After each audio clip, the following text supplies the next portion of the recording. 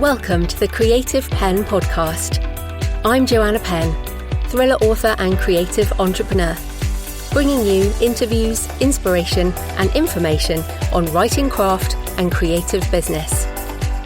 You can find the episode show notes, your free author blueprint and lots more at thecreativepenn.com, and that's Penn with a double N. And here's the show. Hello creatives, I'm Joanna Penn. And this is episode number 761 of the podcast, and it is Saturday the 13th of July 2024 as I record this. So first up, my voice is a little strange as I am on the tail end of COVID, which is going around right now here in the UK. And for the first time in ages, I debated whether I should just use an AI voice clone, which of course are very good. But I am doubling down on being human instead, because humans get COVID, not AI clones. And but the show must go on as such. No, seriously, it's been a week now I've had it, and I'm definitely getting much better. Now, luckily, I recorded this interview a few weeks ago. So in today's show, I'm talking to KimBoo York about intuitive discovery writing and serial fiction. We talk about leaning into your intuition and curiosity, trusting the creative process, different methods for discovery writing, the joy of synchronicity or the penny drop moment, as well as business models for multi-passionate authors, serial fiction, fan fiction and more. So that's coming up in the interview section. So in publishing things, BookVault now has integration with PayHip. So if you want to sell direct, but you don't want to go as far as Shopify or WooCommerce, then you can start with PayHip, which takes away a lot of the e-commerce pain for you, as for example, they handle EU digital VAT. So it's a good place to start if you want to sell direct, but you don't want to go into the full e-commerce store experience. And I used PayHip for many years, in fact, before I moved to Shopify, because I wanted to use a lot more of the integrations and have a bigger e-commerce platform. Also, Sasha Black shares her 7 lessons learned from 5 years writing full-time on the Rebel Author podcast. It is a great episode, well worth listening to, as Sasha has been through the ringer in all the best ways in the last year. And she honestly shares the challenges of rapid growth in sales and revenue and platform based on TikTok success, and also selling direct through Shopify and Kickstarter, and how she is having to change her business processes to adapt to the growth. Now, this is such a good lesson because it's something to keep in mind. You do have to have a different kind of business if you want to make 6 figures a year, and it needs to be different again if you want to keep scaling. You have to look at your processes and you have to get help. You also have to manage your boundaries more carefully. Sasha also talks about the psychology of money, which is so important. And this is something I've been pretty obsessed with for many years now. And remember, as you make more, you have to invest for the future. You cannot assume that the success will keep coming. The line on the graph does not go up and to the right forever. There are periods where it goes up and to the right, and then it might drop or it goes in waves. And Sasha talks about facing up to learning about this. Now, I've talked about this in multiple episodes, and you can find my book recommendations at thecreativepenn.com/moneybooks. And if you want to start with one, then The Psychology of Money by Morgan Housel is a good one. But definitely go listen to that episode from Sasha. And if you want my lessons learned, which I've shared every year since 2011, then go to thecreativepenn.com/timeline. Also, on the Self-Publishing Advice podcast, Orna Ross and I share lots of tips around crowdfunding and Kickstarter, specifically talking about aspects of participation, profit, and payment, how to design your campaign to make sure you fund and make money, how to involve your audience, and much more. So that's on the Self-Publishing Advice podcast. So in personal news, I was at the Do Lectures in West Wales the week before last, which is a different kind of conference, or really festival, I guess, for creative business people who want to make a change in the world, in themselves, in their careers. And I was attending, not speaking, and it was not my usual community, so I went with an open mind. And I'm still processing what I thought about there, some of the things I was discussing with people. I don't have any lessons immediately, but I'm sure I will have some at some point. It's just my brain is not what it usually is. Because I also brought home COVID and it definitely went around the festival. There is a new wave going around the UK at the moment, which everyone seems to be getting, even people who didn't get it last time. So the variant is called Flirt, believe it or not. You can Google that. Flirt variant. So I've been sick all week, as I mentioned, on the mend now. Yeah, so one thing I learned from COVID last time when I had it back in 2021 was that rest is critical, and you might think you're better and then you're not. So I will be going back to bed. I've cleared my schedule and I'm just focusing on getting better. So if COVID comes for you again, then rest up indeed. And it's another time when I'm grateful for this career because I can clear my schedule. I mean, realistically, I can just move things around and I am getting better at doing that. Thanks for all your emails and comments and lots of photos this week, some really good ones. Janet said, I'm in my camper van in the French Alps. Here I am in my office. And it is seriously a gorgeous picture of Janet with a coffee pot looking out over the mountains in the sun. Really beautiful picture, Janet. Thank you. Vince said, listening to you as I clean the garage, going through my late parents' papers and my wife's Christmas storage. Lots of boxes. Christine, lovely smiley picture, great purple hair, Christine, and books in the background. Listening while cleaning our Airbnb. You can see some of my books on the living room wall behind me. I offer them for sale to guests. I manage a few $100 in sales each year this way. Bill sent a video of Hurricane Beryl. I have the good fortune to live in Houston area where we just had the first hurricane. Hurricane Beryl came blasting through. The view is from my back door out to our yard with the pool in the rain and the wind. Very cool. I guess I should say not very cool. I hope everyone is okay from a hurricane. And Tiffany left a comment on Aurora Winter's article. I really enjoyed the episode, the discussion about whether you'd want someone to carry on your work after your death, and Aurora's thoughts on grief and using writing through that. When my teenage son died 3 years ago, compiling and editing the writing he left behind is saving my life. One of his last wishes was for me to publish his writing on his behalf. It's my way of honouring him. Inadvertently, working on his writing also gave me the courage to start taking my own writing more seriously, which is how, through a series of accidents, I ended up here, listening to your podcast. When our books are ready to be published, I feel much more equipped. Thank you. Oh, Tiffany, I really appreciate you sharing that comment, and what a great way to honour your son and also yourself with those books. So thank you for sharing. Right, so you can leave a comment on the podcast show notes at thecreativepenn.com or on the YouTube channel, or message me on X at thecreativepenn, or email me, send me pictures of where you're listening, joanna@thecreativepenn.com. I love to hear from you. It makes this more of a conversation. So this episode is sponsored by KimBoo Writing Life, Kobo's free, fast and easy self-publishing platform, which I've been using for over a decade. And my Kobo map now shows I've sold books in 180 countries, which is pretty exciting. And yes, that is all in English. KimBoo Writing Life was built by authors for authors, and their team of dedicated book lovers is always working hard to help you reach new readers around the world. Kobo's author-first approach is why they built a promotions tool for you to easily and affordably market your book directly to Kobo readers. There are lots of promotional opportunities for you to keep an eye out for, from daily deals, % off promotions, buy more, save more, and lots of options. In fact, as I often say, every couple of weeks I go in and apply for every single thing I possibly can. The promotional offerings are updated often, so make sure you're regularly taking a look. And if you're taking part in a promotion, be sure to tell your readers all about it. If you're a KWL author and don't yet have access to the promotions tool, email the team at writinglife@kobo.com and they'll enable this for you. If you want to learn more about KWL, check out the Kobo Writing Life podcast, available wherever you're listening to this show, and find them on social. You can create your free account today at kobo.com/writinglife. This type of corporate sponsorship pays for the hosting, transcription and editing, but my time in creating the show is sponsored by my community at patreon.com/thecreativepenn.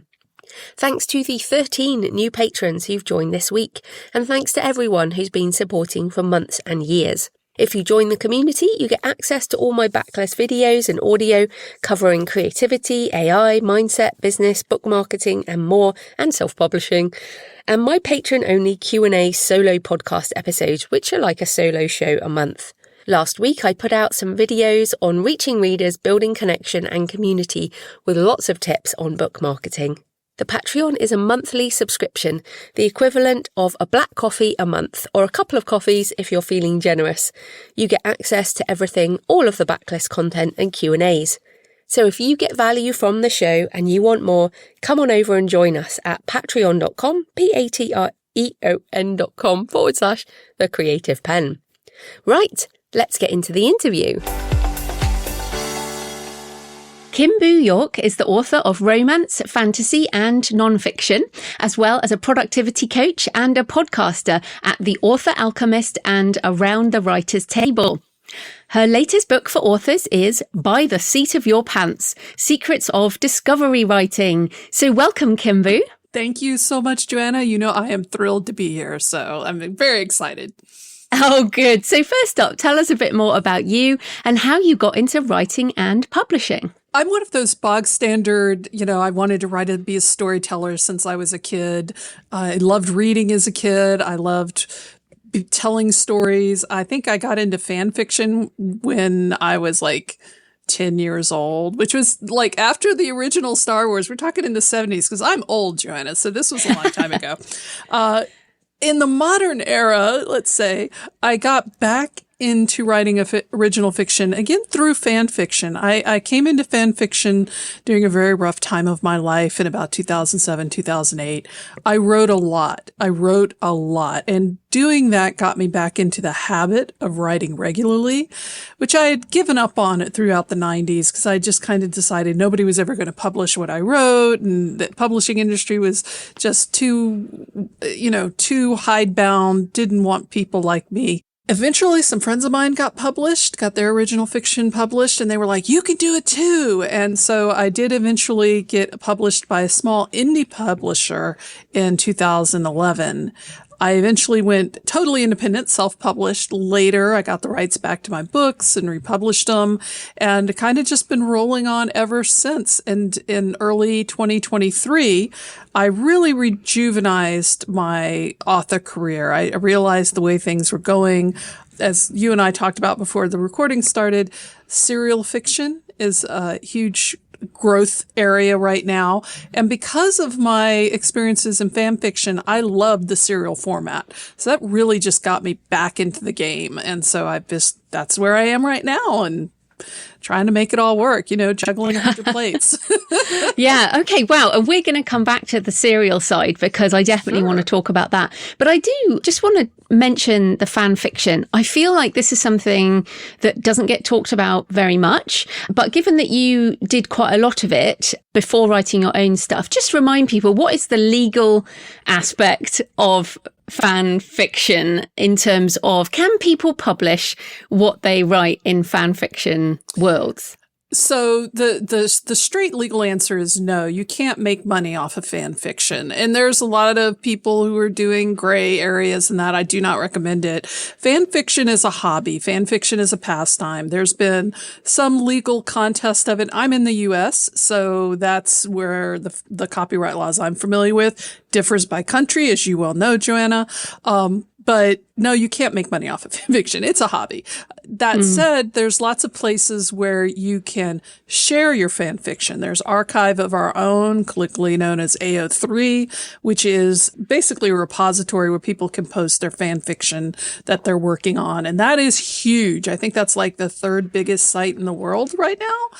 It's massive. And so there's a lot of community there, which I think is the most valuable aspect of fan fiction. In fact, I am now working on a book called out from fan fiction, which chronicles my own journey and also gives people advice on how to morph from writing fan fiction to original fiction, because they're not the same, but fan fiction can be a great learning ground for you if that's your passion. I think that's great and really important to say, and good for us to remember too as we create our own original characters. It's like you kind of want to encourage people to love characters enough to write about them, but not publish books about them. So I'd be really interested in that book when it comes out, because I feel like a lot of people get started there. But let's get into the current book on discovery writing. So let's define that. What is discovery writing, and how does it differ from plotting or outlining? So a lot of times people describe discovery writing as the absence of, like, you are not using an outline. You are not using a summary. You are not planning it out ahead of time. I find discovery writing, in a more positive description, is that you're leaning into your curiosity. So you're not deciding ahead of time what happens to your character specifically. You might know that your character's going on like a trip. They're a pirate and they're going to go, pirating around the Caribbean, but you don't know specifically like where they're going to go or how they're going to get there and what they're going to encounter along the way, because you don't know, and that excites you as a writer. And so you get into it because you're like, I want to know what happens next. And so that same rush that a lot of people get when they're reading a story is, I think, foundational aspect of using discovery writing as a technique. And that's one of the things I really push in my book, is that discovery writing is a technique. It is a technique you can use with outlining, using story beats, without any of those things. It's a technique that you can hone and improve upon over time by practicing it. So that's kind of the short version of what I think discovery writing is and how it can be useful to writers. I love this, and I do think your book is fantastic as a discovery writer. Well, I wrote, as I was saying, I wrote a chapter on this in my How to Write a Novel book, but you've got a whole book on it. And at first it was funny because I was like, how has she done a whole book on this? But as you said, you actually do go through various sort of levels of techniques and all that. But I do want to come back to this positive choice, as in it's not like the thing that's left over if you don't do plotting. And I feel like almost that's the same as being an indie author. So many people have this sort of, oh, well, I can't get traditionally published, so I will self-publish. But in the same way, this is like a positive choice for a career. This is a positive choice. Well, although I say that, I often feel like I have tried to plot, but it just is not me. So perhaps, is there something more innate almost about this discovery writer side? I think there is. And in some way, like, Jonah, we both know people who do outlines. Some people do like one sentence outline for each chapter. Some people have 30-page outline treatments, right? And that's per author. That's how their brain works. I did work in disability services and higher education for about 10 years. One of the most valuable things I took away from that experience working with people and students in the college environment was everybody's brain works differently. So I do think that there is a certain level of inclination for people like us that is how our brain works. We need that dopamine, serotonin rush of curiosity to get us into the story. I hear a lot of writers, and it was certainly my experience as well, that when they wrote an outline, and it was a great outline for a great story, their brain kind of felt like, they couldn't write the story because they had already thought that it was written, like it was already over. There was nothing left. And I've tried, like you, I've tried using outlines. And every time I do, I either don't write the story at all because I'm just like, well, that's done. Or I try to write it according to the outline and then go off script completely because my curiosity takes me in a different direction. So I think there is a certain level of inclination there. But again, I have used outlining and reverse outlining. So outlining is a tool that I use. It's a technique that has been helpful for me in writing my books, but I am more inclined to discovery writing. Yeah, I agree. It's so interesting, and we're all different, but actually you and I are quite similar, it sounds, in terms of our writing. But you mentioned the rush before, and I was thinking about this sort of moment of synchronicity that comes and you didn't know where it was going to happen, but at some point the story just like makes sense. And I also write out of order, which it makes it even more of a discovery process, I guess. It's like I just don't know how these things are going to connect, but at some point something happens and it does connect. So I guess this does, and you have a whole section on intuition. So how do we almost trust this process? Like, can we learn more skills, or do we just have to trust that we're going to make it? So the answer to that question is yes, because we do have to lean into trusting the process, which I think is the hardest part for all writers, right? It's trust, sitting down and doing the writing and trusting that words are going to come. That is an important part of it. I do think that honing that skill is something that you can actively work on and practice. It is not something you can, like, as much as I want people to read my book can help you, but it's not going to write your books for you, right? So that's the catch-22 we're always in. I think that you can, and just as I know Becca Syme, you've talked to her before, and if anybody has not read her book on intuition, I do highly recommend it. Because intuition is something that you can build on and improve and create a foundation of understanding that works with your discovery writing instincts to help you write better off the mark. There's nothing that can't be fixed in editing, as they say, but the more you practice discovery writing consciously as a technique, and the more you build up your intuition by practice studying your craft and fixing problems and talking with other writers and getting critiques and editing, the stronger your discovery writing will be, to the point where you talk about somebody like Dean Wesley Smith, who's famous for his discovery writing. Pantsing, whatever you want to call it, writing into the dark is what he calls it. He can sit down and write a short story, like front to back, without much editing at all, because he's just been doing it for so long. So I do think it is a skill you can build up, but the bad news is you have to do it by actually writing. That's to do it.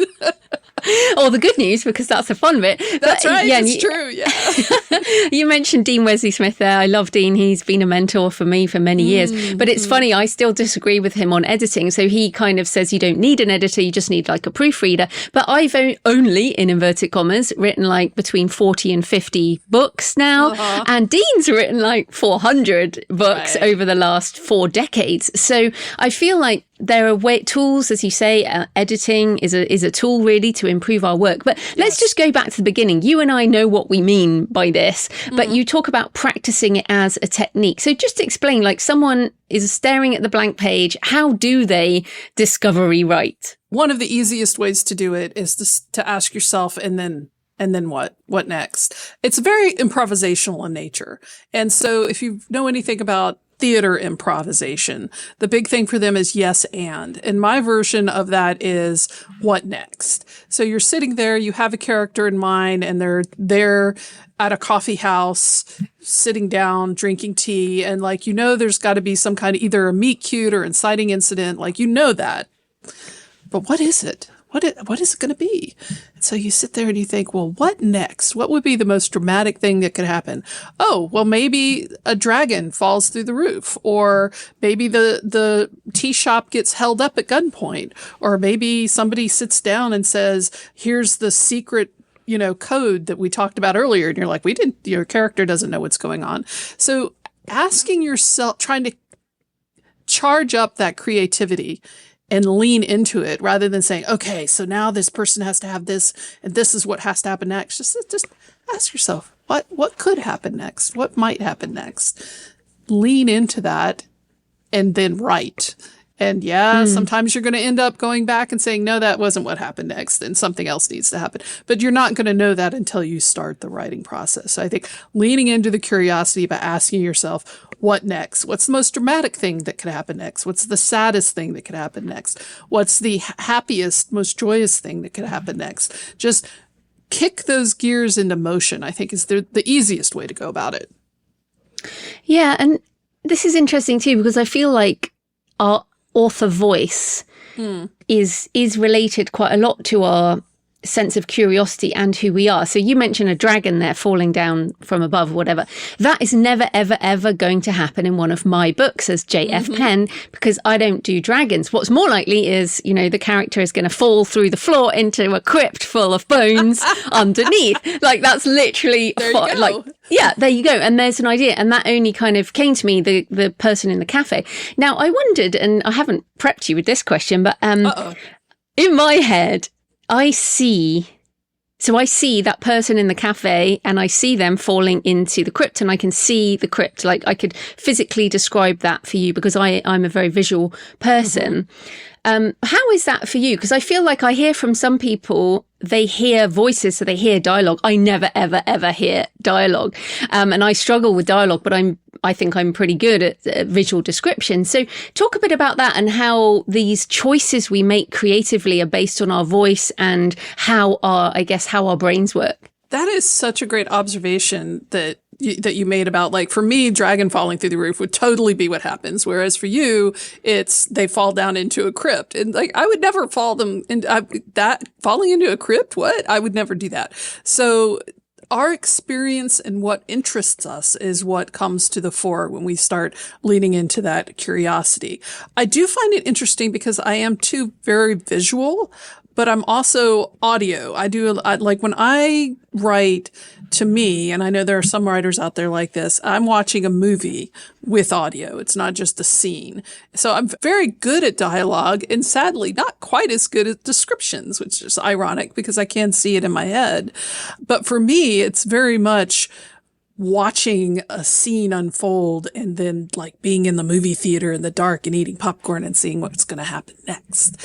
I do know that there are some discovery writers who don't have that kind of visual cue, but they usually do have, as you said, audio cues. They're listening to something, the character's talking, or they just have an idea that like springboards into words on the page. It's very unique for each author.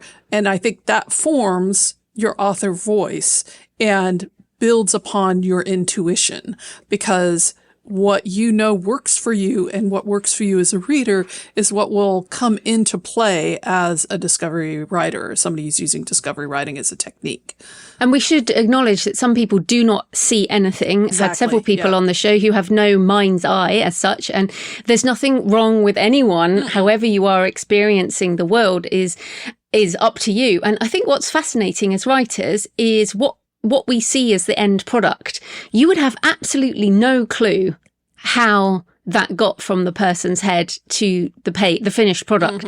It doesn't matter if you're a discovery writer or a plotter or you dictate or you, whatever you do, it literally doesn't matter. It's going to be the same in the future. So let's just come back to, I guess, the other thing I was going to mention was layering, or Dean Wesley Smith uses circling. And I think I kind of circle. So, for example, I will circle back and add dialogue in my sort of, even while I'm writing the scene, it'll be like, okay, right, all the stuff I can see.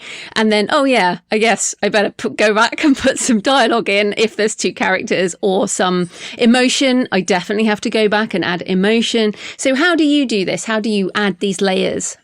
So a couple of things I talk about in my book is techniques or approaches rather to discovery writing. There's the recursive style, which is what you're talking about with circling. So you're laying something down and then you recursively go back, you reread it, you add elements to it as you go along. Sometimes for me, I get far enough into a story when I go back, I realize that something that I put in there earlier actually is very important for this later scene.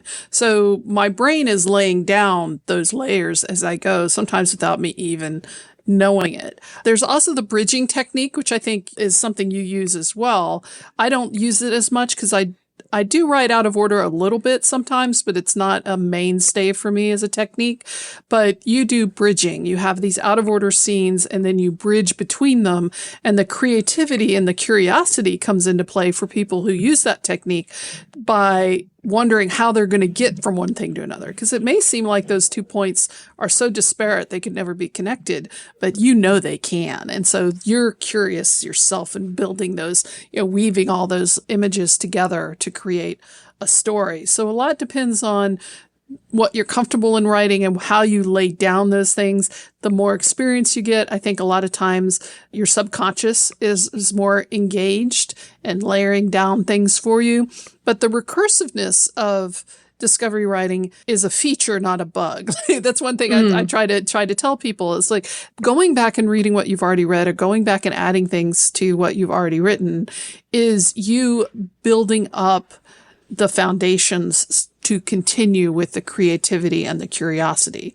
Because you may even go back and lay down things that you're not real sure you have an answer to yet. That's where the trust comes in, because you've got to be able to trust your intuition and your instincts as a discovery writer to know that, well, either I'll come back and cut that out, or that is something that I will come back to for some reason that I don't even know yet. Yeah. Oh, that's happened such a lot. But I think the other thing for me is my first self-edit is very important in that I know that there will be some problems. And that first draft, which I print out and I do it by hand, there's often a lot of arrows or move this to A, move B to C. And because I write out of order, that actually happens quite a lot. And it's like, oh, I need to write another thing here, or why is this here? So there's a lot of moving things around and restructuring. But to me, that's part of my process. Yeah. And again, it doesn't mean it's wrong. It's just the way I do it. So how do your edits sort of go into it? Are you cleaner in the edit like Dean, or how do you do that? I'm a little bit cleaner in the edit, but that's because I'm a heavy recursive writer. So I go back and I will reread 2 chapters behind before I even start writing. So I do a lot of on the road editing in a way. When I finally get to the end, I rarely have to move scenes around. I usually hit my problems.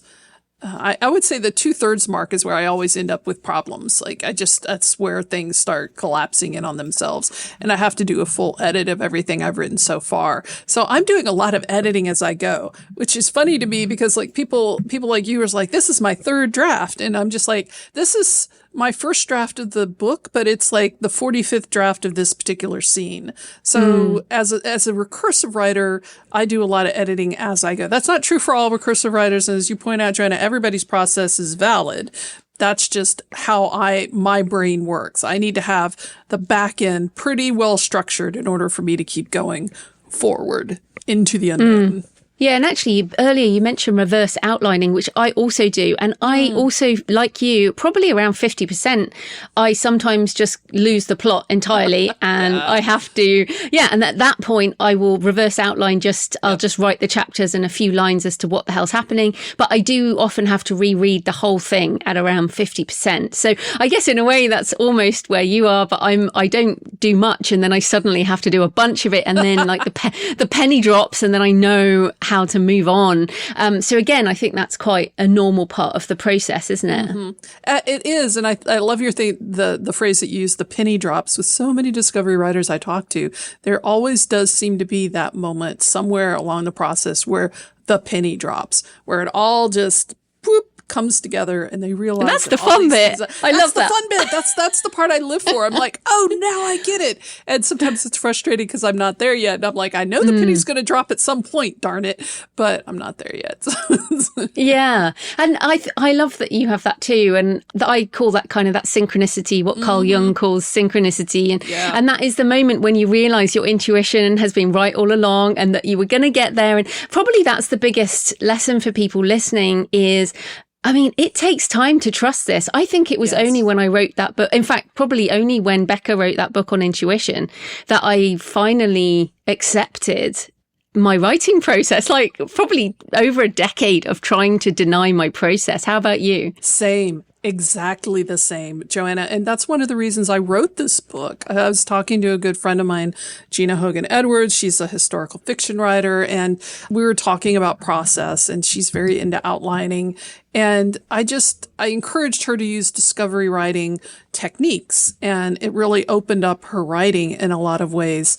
I wanted to be able to take away that stigma. I wanted to be able to say, look, this is just another technique. This isn't bad. You aren't a bad writer. You aren't a terrible person for not having an outline at the like pre-planning. And just because it did take me so long and I felt so broken. I would write those outlines and then I wouldn't be able to write the story. And that's just a terrible feeling for anybody who's gone through that. I totally get that. And it did take me a long time. And coming back to fan fiction, one of the breakthroughs for me was when I was looking at my fan fiction. At some point, this was, 2018, 19, 20. I don't remember exactly when. But I realized that most of the fiction I wrote, and certainly the most popular stories I've written in fan fiction, were all written by the seat of the pants. And I started realizing maybe this is my technique. Maybe this is how I can get back to writing as a professional author who enjoys my work and enjoys the stories that I'm writing. It's the penny drop moment. I was just like, oh, I'm already doing this. Maybe I should apply this to my own original fiction and see what happens. And it so worked. it took a while. Yeah. Took a while. As we're talking, I am wondering if the reason plotting is considered so much more acceptable is that when you submit to a publisher or an agent, you generally submit 3 chapters and an outline of a book. Or if you already have a traditional deal, they want, for the next book, they'll want an outline. And it's so funny. I talked to someone the other day about this and she was like, oh, if you're going to submit, you do this. And I'm like, well, I couldn't do that because I have to finish the book before I can do an outline. So that's just crazy. So, I mean, it just struck me as we were talking. What do you think? Do you think that's why it's become so much more acceptable? The assumption is you will do an outline. I think that's part of it, but I would go back further than that. I think that a lot of times when you look at people who are teaching creative writing historically in, the 20th century, throughout those years, discovery writing tends to be the first thing that a lot of new writers do. They have an idea, they sit down, they write a story. And oftentimes it's not a very good story. And then they go to try to get education. They try to learn how to do the craft. And so all these teachers and educators are looking at these stories and go, see, this is a bad technique. You need to outline first, and then you won't have these problems. And so I think it was like kind of a problem solving method for a lot of creative writing teachers to try to get to like really hone in technique onto newer writers. And then it just expanded. And yes, I think the traditional publishing wanting those outlines because they're hedging their bets. For them, it's a business. They want to know what the next story or what the full story is before they invest any money in it. So I think it's a lot of these elements at play. And as you were saying earlier with indie publishing and self-publishing, the times have changed. The times have changed. And so now we can talk about these different techniques. We can say that there are ways that a person like you, Joanna, can make a whole career writing a lot of books using this technique and be successful on your own terms without having to conform to the way someone else wants you to present your work. And that's certainly a privilege for us to be living in an era when that's true. Oh, yeah. I literally have not outlined or plotted any of my books. Yes. Awesome. I love it. Yes. And I think it was Rachel Heron I talked to about this. And I was having a private conversation. I was like, oh, why can't I just change? And she was like, look, you've managed to write all these books. Like, what is even the problem? Ding, ding, ding, ding, ding. Exactly. That was kind of my moment. I'm like, wait, hold on. I've written all these stories.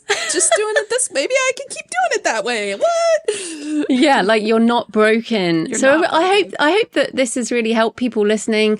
And of course, it might be interesting to people who do plot. And we're not saying there's nothing wrong with that either. Okay, it's just people too. I mean, they're okay. It's all right. You can't help yourselves. You just have to outline. We get it.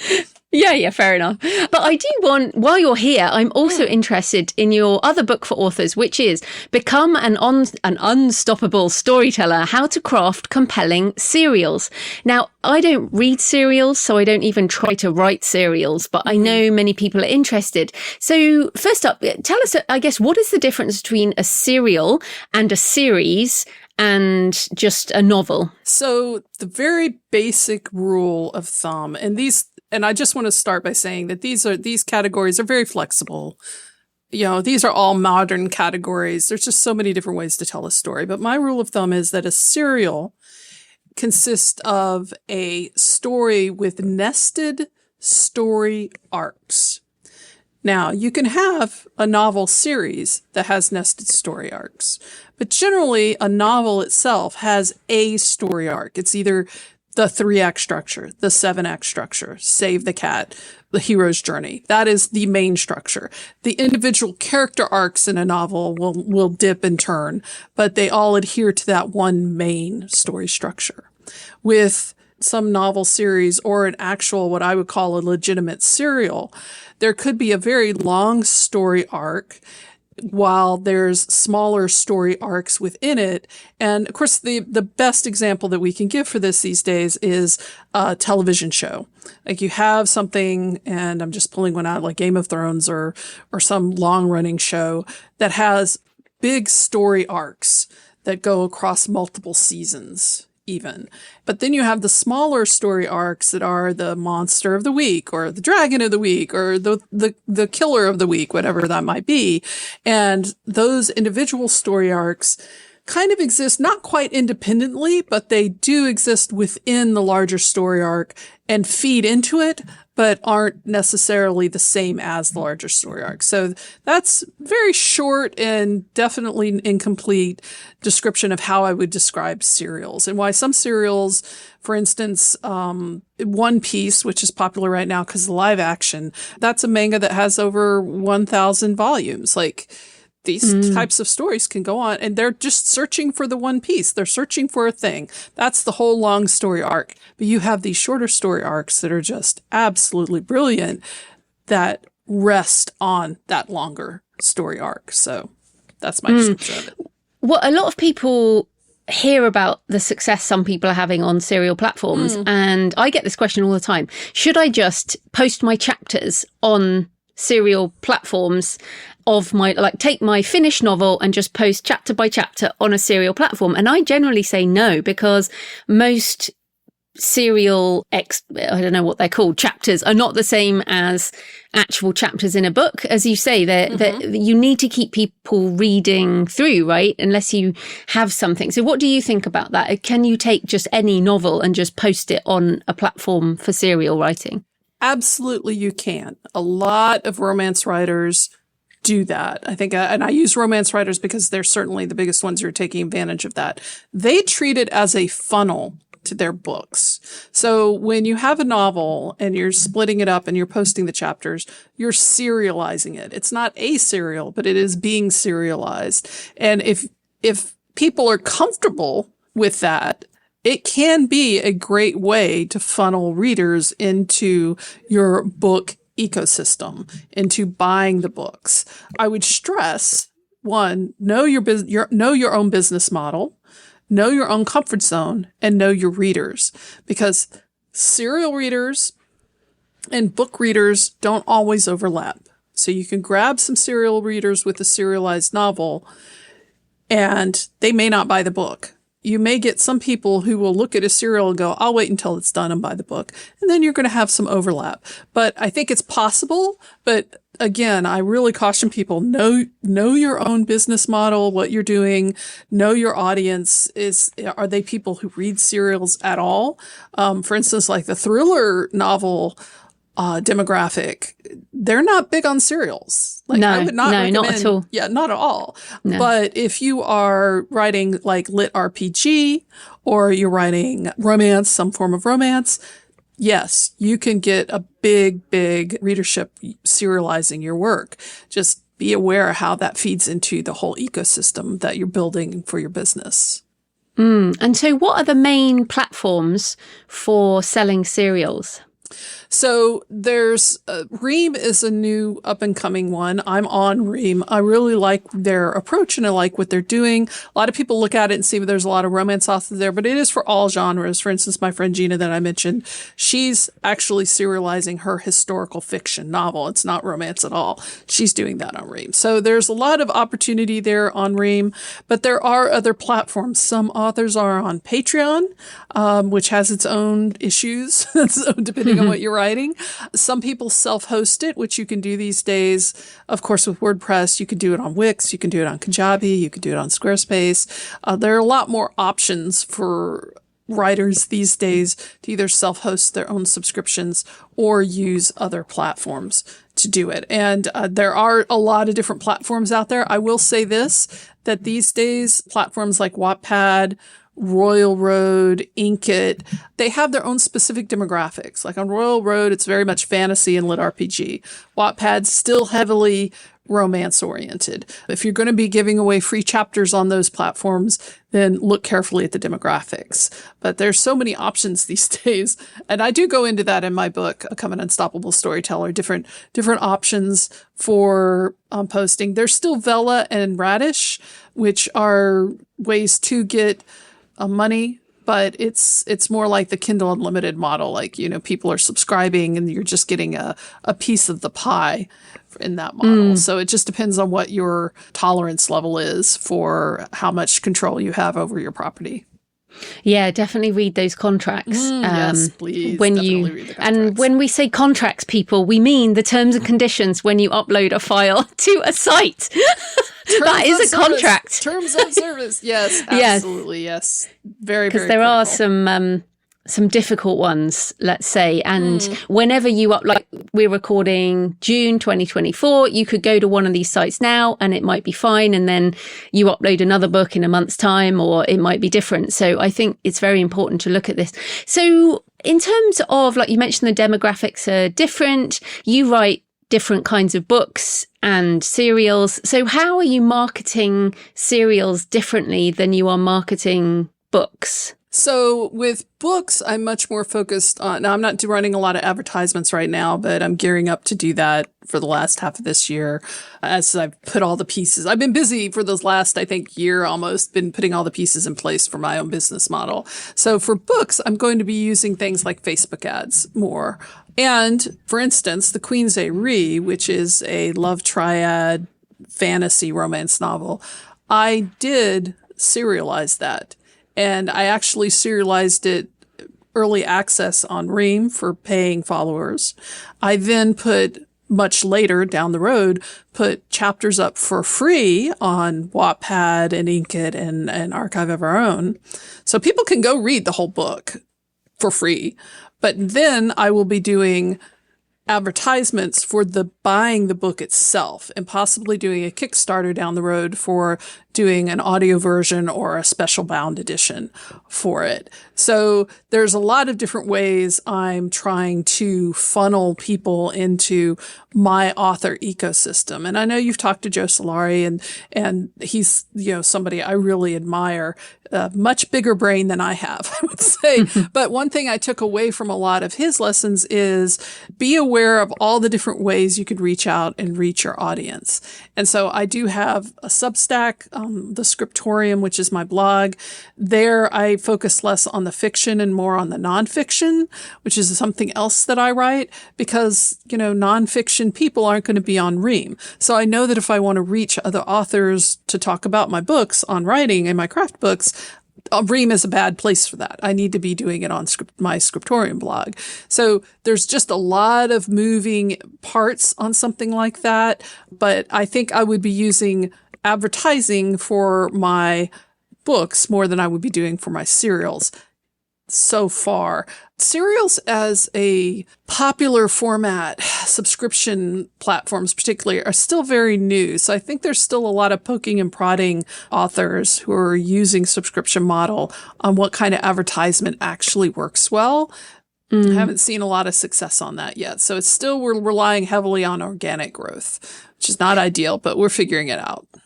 Yeah, because these are kind of a borrow model, aren't they, with a serial, or they pay a micropayment, or they get it as part of their subscription. So it is kind of difficult to get the return on investment with, say, a Facebook ad, unless I guess it's a really long thing, or like you say, like a book one in a series.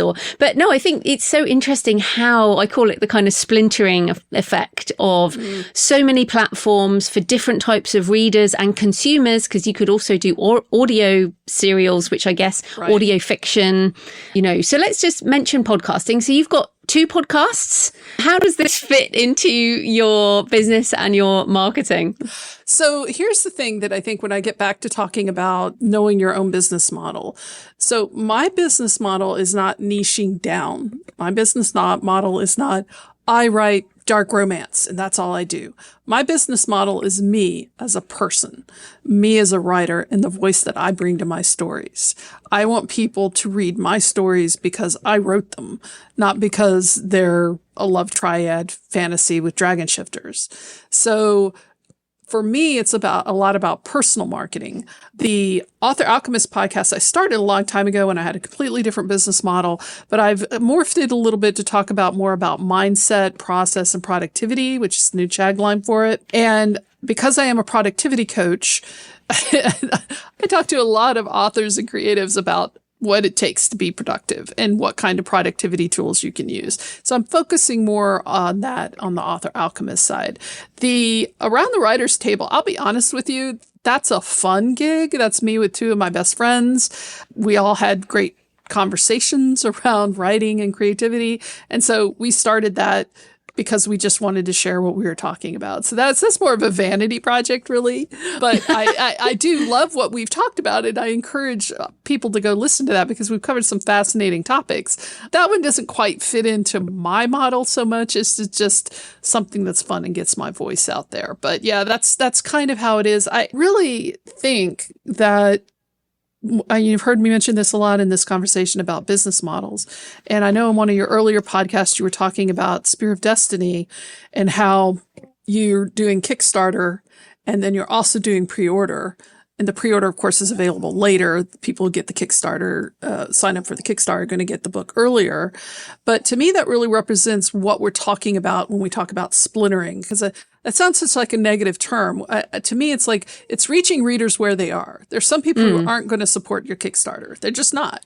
There's some people who love pre-orders, and so they're going to go and do the pre-order. There's some people who just want the audiobook. They're just going to wait for the audiobook. And so you, of course, have multiple different versions of audiobooks and different ways people can access audiobooks. It's all about reaching people where they are. So when I look at my business model, which is selling me as an author and my voice, it's less, oh, here's a podcast on the side. It's here's something that people can get to know me. And in fact, I've started doing a daily short on YouTube called Coffee with KimBoo, where I just talk about what I'm going to be doing that day. And it's just to get people to know me as a writer and be interested in me. But that's my business model, and that's not the business model for other people. It's pretty much my business model. Not everybody, but certainly the 2 people in this room, virtual room right now. Virtual room right now. But I think it's interesting. I do feel this is more and more important. You know, I've said many times now, double down on being human. Yes. And kind of proving that you are a human and that we're all kind of weird in our way. And some people like us and some people don't. And that's fine. But this constant, I was thinking about my use of social media the other day, and I was thinking, do you know what? I am using social media now more as a proof that I am human, posting photos and kind of things like that in much more than I used to. It used to be more about like marketing or whatever. And now it's sort of more evidence that I'm human. So I love that Coffee with KimBoo idea. I don't want to do it myself, but I think that's really interesting. And for people listening, doing more of that, more about you, I think is a really good idea. So we are out of time. Where can people find you? I know. Where can people find you and your books and your podcast online? Oh, so I do have an online hub. I call it a hub, but it's a website. It's houseofyork.info. So that's House of York, all one word. .info. You'll have links there to all my books. There's a section on my books. There's a link to all my podcasts and also my podcast shows. So any interviews I've done are on that page as well. And also to joining up for my online membership club for writers called 1 Million Words Club. It's on Discord and it's focused more on productivity and process than craft. So it's a little bit different, but we have a great group of people there. So you can find out all about that at houseofyork.info. Fantastic. Well, thanks so much for your time, KimBoo. That was great. It's been wonderful, Joanna. Thank you so much. So I hope you found the episode with KimBoo interesting, however you choose to write and publish. And I want to reiterate her message towards the end there. My business model is me as a person, me as a writer, and the voice I bring to my stories. This is exactly what I mean by doubling down on being human. So have a think about how you can start to do that in your author business. As ever, I love to hear your thoughts. Please leave a comment on the podcast show notes at thecreativepenn.com or on the YouTube channel, or message me on X at thecreativepenn, or email me, joanna@thecreativepenn.com, and send me pictures of where you're listening. Next Monday, we have another craft show, as I'm talking about writing emotion into our books with Ros Morris. In the meantime, happy writing, and I'll see you next time. Thanks for listening today. I hope you found it helpful. You can find the backlist episodes and show notes at thecreativepenn.com/podcast. And you can get your free author blueprint at thecreativepenn.com/blueprint. If you'd like to connect, you can find me on Facebook and X at The Creative Penn, or on Instagram and Facebook at JFPennAuthor. Happy writing, and I'll see you next time.